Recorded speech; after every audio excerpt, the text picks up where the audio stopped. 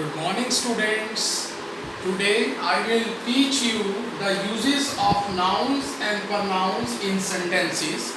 In other words, you can say that today, in comparison of noun and pronoun, I will tell you the characteristics of noun and pronoun in functional grammar of English. Today I will take the same characteristics of noun and pronoun where they will work as a same things in a sentence. Today, first of all, I will take the noun works as a subject and object in a sentence.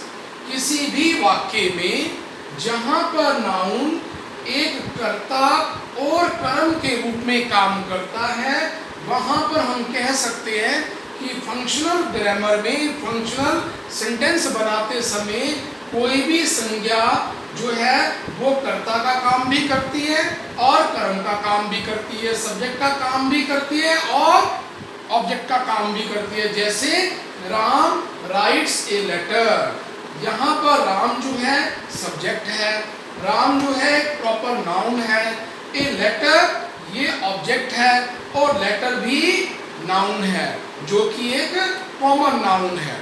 और इस sentence को किस प्रकार से बनाया है, subject, verb और object.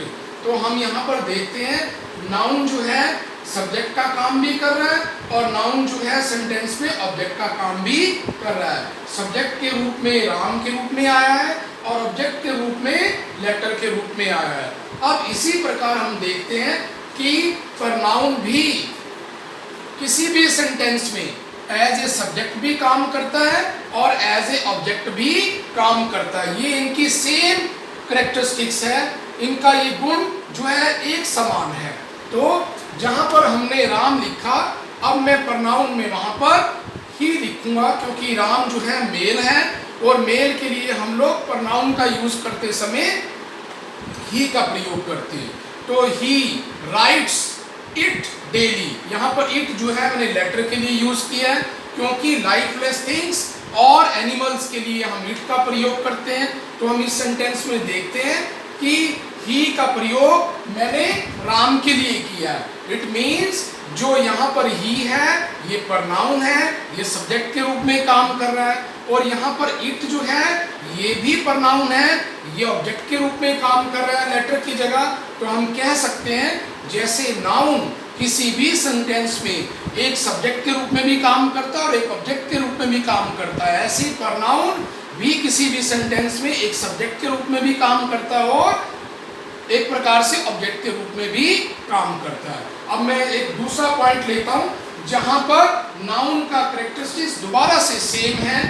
जैसे नाउन किसी भी सेंटेंस में सिंगुलर का काम भी करता है और प्लूरल का काम भी करता है। जैसे इस एग्जांपल में ए बॉय प्लेज फुटबॉल, यहाँ पर आपने देखा है ए बॉय सिंगुलर है, इसीलिए इस वर्ब के साथ एस लगा है प्रेजेंट इंडेफिनिट टेंस में। और फुटबॉल भी यहाँ पर एक प्रकार से मैं कह सकता हूँ कि सिंगुलर है यहाँ पर और एक गेम है और ये नाउन है। और जब हम ए बॉय को प्लूरल बनाते हैं, बॉयज कहते हैं, तो यहाँ पर प्ले आएगा और football same as it is आएगा।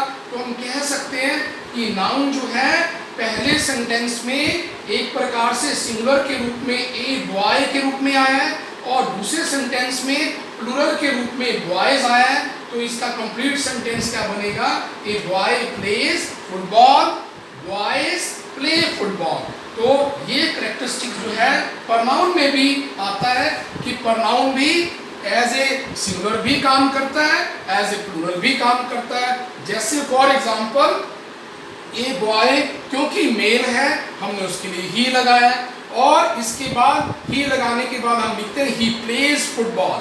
तो कहने का मतलब है कि यहाँ पर एक प्रकार से ही सिंगुलर है और ही सिंगुलर है, इट मीन्स यहाँ पर प्रोनाउन सिंगुलर के रूप में काम कर रहा है, एज ए सब्जेक्ट काम कर रहा है। और दूसरे सेंटेंस में यहाँ पर बॉयज की जगह मैंने दे लगाया है, तो इट मीन्स ये प्रोनाउन प्लूरल के रूप में भी काम कर रहा है। तो सेकंड सेंटेंस बन रहा है दे प्ले फुटबॉल। तो आपने देखा नाउन और प्रोनाउन का ये कैरेक्टरिस्टिक्स बिल्कुल सेम है कि ये किसी भी सेंटेंस में सिंगुलर के रूप में भी आते हैं और प्लूरल के रूप में भी आते हैं। अब थर्ड पॉइंट, जो कि ये कैरेक्टरिस्टिक्स जो है नाउन और प्रोनाउन का बिल्कुल सेम है।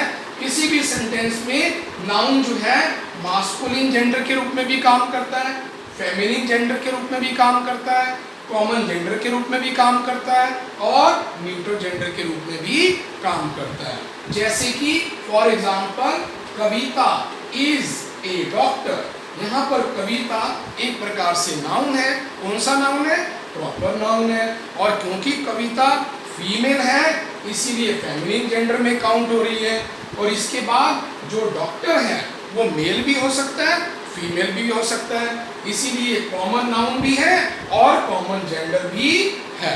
तो हम ये कह सकते हैं कि नाउन जो है वो एक प्रकार से मास्कुलिन, फेमिनिन, कॉमन और न्यूट्रल जेंडर के रूप में काम करता है। इस सेंटेंस में कविता इज ए डॉक्टर, कविता जो है फेमिनिन जेंडर है, प्रॉपर नाउन के रूप में आई है और सब्जेक्ट के रूप में आई है। और दूसरा जो है डॉक्टर, यहाँ पर मेल और फीमेल कुछ भी हो सकता है, इसीलिए इसे कॉमन जेंडर में काउंट करते हैं और वैसे भी ये कॉमन नाउन है। और सेकेंड सेंटेंस में हम देखते हैं कि Ravi gave a pen to his teacher. यहाँ पर रवि जो है मेल है और मेल होने के कारण यहाँ पर मास्कुलिन जेंडर है और रवि क्योंकि नाम है ये प्रॉपर नाउन में भी काउंट हो रहा है। और इसके बाद यहाँ पर हम देखते हैं कि रवि सिंगुलर भी है और इसके बाद सेंटेंस में आता है Ravi gave a pen to his teacher. और यहाँ पर आपने देखा ए पेन एक प्रकार से सिंगुलर है, लेकिन पेन जो है ना वो मास्कुलिन जेंडर में आता है, ना वो एक प्रकार से कॉमन जेंडर में आता है, ना वो फेमिनिन जेंडर में आता है, क्योंकि उसका कोई भी जेंडर नहीं है, तो इसलिए न्यूट्रल जेंडर में काउंट होगा पेन। तो हम देखते हैं इसके बाद हिज टीचर। हिज टीचर जो है एक प्रकार से कॉमन नाउन है और हम ये कह सकते हैं टीचर मेल भी हो सकता है, फीमेल भी हो सकता है, इसलिए कॉमन जेंडर है।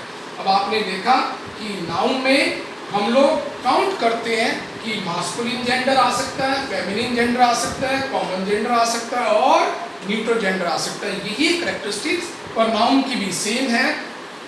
प्रोनाउन में भी हम लोग देखते हैं कि यहाँ पर कविता की जगह हमने शी लगाया है और शी जो है एक प्रकार से पर्सनल प्रोनाउन है और ये पर्सनल प्रोनाउन क्योंकि फीमेल है ये फेमिनिन जेंडर में काउंट होता है। और इसके बाद ये डॉक्टर जो है हम ऐसा कह सकते हैं कि डॉक्टर एक प्रकार से कॉमन जेंडर है, क्योंकि doctor can be a male और फीमेल और डॉक्टर जो है कॉमन नाउन भी है। तो हम लोग ये कह सकते हैं कि प्रोनाउन भी एक प्रकार से मास्कुलिन जेंडर का भी काम करता है, फेमिनिन जेंडर का भी काम करता है और कॉमन जेंडर का भी काम करता है और न्यूट्रल जेंडर का भी काम करता है। अब हम सेकंड सेंटेंस देखते हैं कि हम यहाँ पर रवि लिखा है। रवि क्योंकि एक प्रकार से मेल है और मेल होने के कारण हम लोग इसे मास्कुलिन जेंडर में काउंट करते हैं और यहाँ पर प्रोनाउन में हम इसीलिए ही लिखेंगे कि यहाँ पर पर्सनल प्रोनाउन है। और जब हम ही लिखते हैं यहाँ पर तो सेंटेंस बनाते हैं he gave it to his teacher.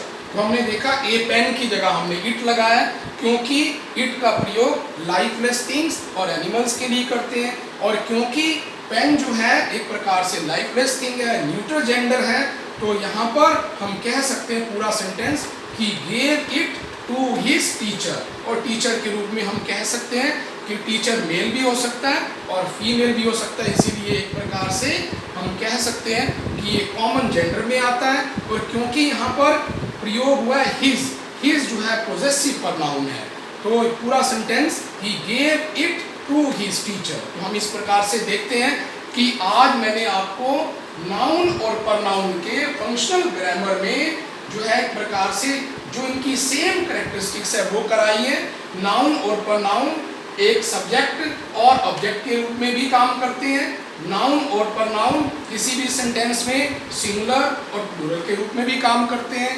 Noun और प्रोनाउन किसी भी सेंटेंस में मास्कुलिन जेंडर और फेमिनिन जेंडर, कॉमन जेंडर और न्यूट्रल जेंडर के रूप में भी काम करते हैं। तो मुझे लगता है आज का वीडियो आपने बहुत अच्छे से एंजॉय किया होगा। तो मैं चाहता हूँ कि अगर आपने ये वीडियो बहुत अच्छे से एंजॉय किया है तो आप इसे लाइक करना, शेयर करना और सब्सक्राइब जरूर करना। और नेक्स्ट वीडियो में मैं आपको नाउन और प्रनाउन के डिफरेंट कैरेक्टरिस्टिक्स बताऊंगा, जहां पर noun as a gender, noun as a gerund काम कर रहा है, नाउन एज ए इन्फिनेटिव काम कर रहा है, लेकिन उसका स्थान प्रनाउन नहीं ले सकता है। तो आज के लिए इतना ही। Thank you very much. Have a nice day.